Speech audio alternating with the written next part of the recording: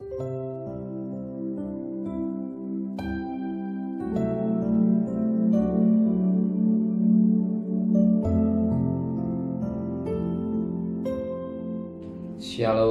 pagi. Mari sama-sama tundukkan kepala, pejamkan mata sejenak. Bapa yang bersemayam dalam kerajaan surga, pagi yang cerah, kami mengadakan mesbah keluarga, mesbah pribadi. Kami boleh naikkan pujian penyembahan, dan kami rindu untuk dengarkan renungan firman-Mu. Roh Kudus mengurapi kami, urapi juga hamba-Mu, dan Roh Kudus juga menyucikan hati dan pikiran kami, sehingga firman-Mu menjadi berkat buat kami, dan kami juga boleh naikkan doa syafaat kepada Tuhan. Haleluya. Shalom, pagi. Mari sama-sama kita akan membaca firman Allah, Wahyu pasal 13. Wahyu pasal 13 ayat pertama sampai ayat yang ke-10. Wahyu pasal 13 ayat pertama sampai ayat 10. Binatang yang keluar dari dalam laut.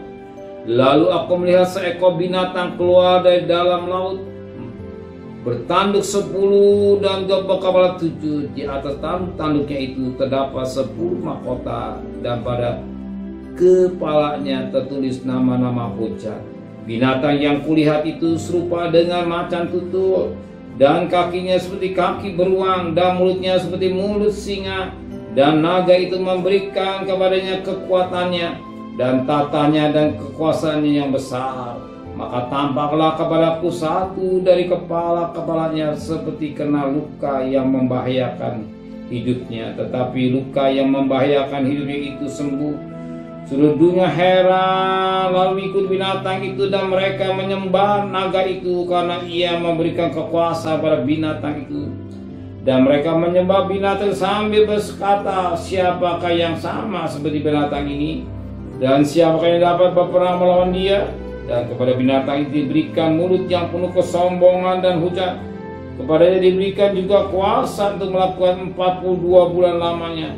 Lalu ia membuka mulutnya untuk menghujat Allah, menghujat namanya dan kemah kediamannya, dan semua mereka yang diam di surga. Dan ia diperkenan untuk berperang melawan orang-orang kudus dan untuk mengalahkan mereka. Dan kepadanya diberikan kuasa atas setiap suku dan umat dan bahasa dan bangsa. Dan semua orang yang diam di atas bumi akan menyembahnya, yaitu setiap orang yang namanya tidak tertulis sejak dunia dijadikan di dalam kitab kehidupan dari anak domba yang telah disembelih. Barang siapa bertindak hendaklah ia mendengar. Barang siapa ditentukan untuk ditawan, ia akan ditawan. Barang siapa ditentukan untuk dibunuh dengan pedang, ia harus dibunuh dengan pedang.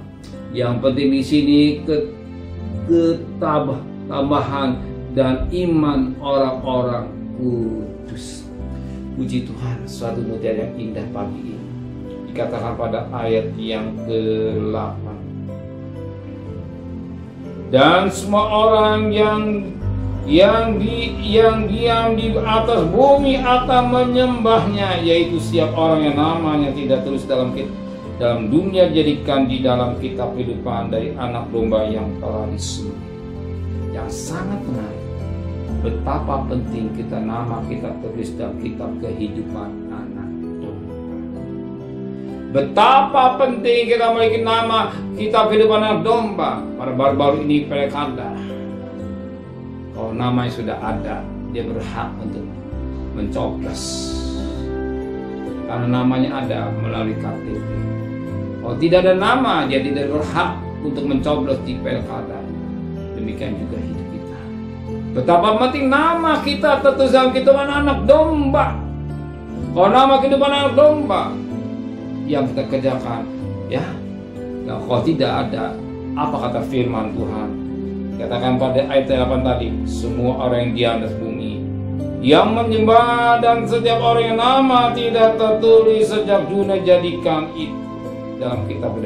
Jadi mereka ini yang tidak tertulis di dalam kitab kehidupan domba, dia yang menyembah, dikatakan menyembah daripada naga, iblis. Maka ada dua penyembahan, menyembah pada iblis atau menyembah kepada Tuhan. Kalau mereka yang nama yang tertulis dalam kitab kehidupan anak domba, dia menyembah kepada Allah. Maka dikatakan firman Tuhan, Allah mencari penyembah di dalam roh dan kebenaran. Tapi kalau nama yang tidak ada, ya dia masih menyembah pada Yesus. Tapi berbahagialah kita yang hadir, yang menikmati berkat Allah. Kita bukan menyembah pada Allah yang mati, tapi Allah yang hidup. Sebab nama kita tertulis. Kalau nama kita tertulis, kita berhak masuk Yerusalem. Amin. Yang nama yang tertulis, dia berhak masuk Yerusalem baru. Tapi tidak namanya, dia tidak berhak masuk Yerusalem baru.